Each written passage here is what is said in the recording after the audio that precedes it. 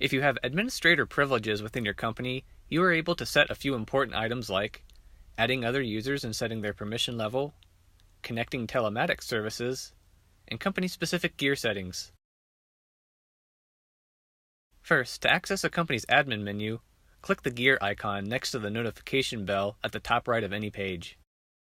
You'll initially be taken to the company profile settings page. Here you can set basic information about your company. Please know that if you update any of these fields, don't forget to click the Save button.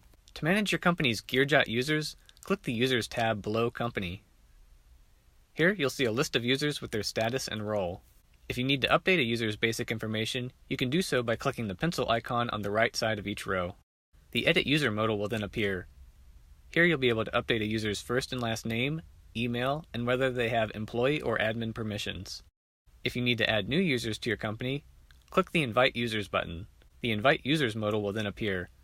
Then fill out any new users' first and last names and their email addresses. To invite multiple new users at a time, click the Add User link. This will create additional fields so that you can add multiple users at a time. When you're ready to invite these new users into your company's GearJot account, click the Invite button. Your new users will receive an invitation email with instructions on how they can log in and finish completing their account. To view your telematics integrations, click the Integrations tab. Here, you'll see a list of all your active telematics integrations, along with the last time they've successfully synced, and if there are any issues with the last time they synced. I'll go more in depth as to how to connect each of the telematics that we integrate with in separate videos. Clicking the Gear tab will display your company's gear settings. Here you can manage all of the equipment types, makes, and models that are most relevant to your company. In addition, you can also set up custom data fields that you might want to add to your gear. First, let's add a new type of gear. To do this, click the Create Type button. When the gear type modal is displayed, you'll need to give a name for this type of gear and select an icon that will be used throughout GearJot. In this demo, let's add semi-truck and find an icon that best illustrates this.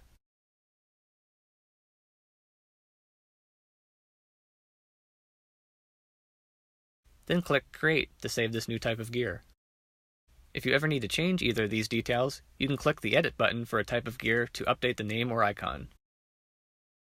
To view your gear makes, click the Makes tab. To create a gear make, the procedure is pretty much the same as with types, but you do not need to select an icon. Just enter a name. Here we'll be using Mac, and click the Create button to save. Just like with gear types, if you need to edit a make, just click on the Edit button. Models are a little different than types and makes, as models need both a parent type and make. Let's click the Create Model button. After you select an existing type and make, then enter a model name.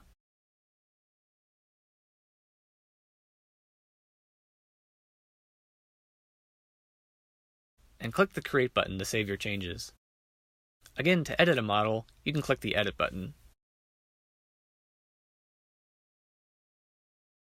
Custom fields allow extra pieces of information to be attached to each piece of gear in your fleet, as these fields will be added to the bottom of each gear Create and Edit form. The values for these custom fields will be displayed on the gear list page, as well as on each piece of gear's details page. To add a custom field, click the Create Custom Field button. When the custom field modal appears, you will first need to select a type for this field. Choosing a type will apply special behaviors to this field and its values wherever they are displayed. A text field is just that. What a user types into the text field, that's what will be displayed. A date field will display a date chooser to the user. A user field will display a drop-down list with all the users in your company. A checkbox field will display a checkbox. A drop-down field will require you to add some custom options to be displayed in this field. You can add as many options as you want by clicking the Add Option button. To add the value for the option, just type it into the provided text box. To add more options, simply repeat this process. For this demo, we're going to create a date field and name it Purchase Date. After you have selected your type, add a label. This is what will be displayed next to the field. To save your changes, click the Create button. Now this field and its value will be visible wherever gear information is displayed, like in the Gear List View page.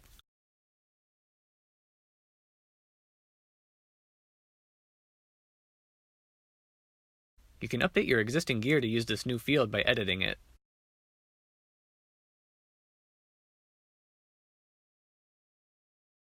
You can also filter by this new field.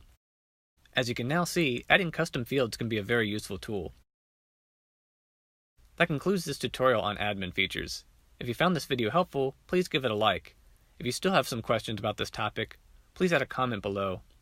I highly recommend checking out our other GearJot tutorial videos, as well as subscribing to this channel so that you'll know when we post a new video tutorial helping you get the most out of GearJot.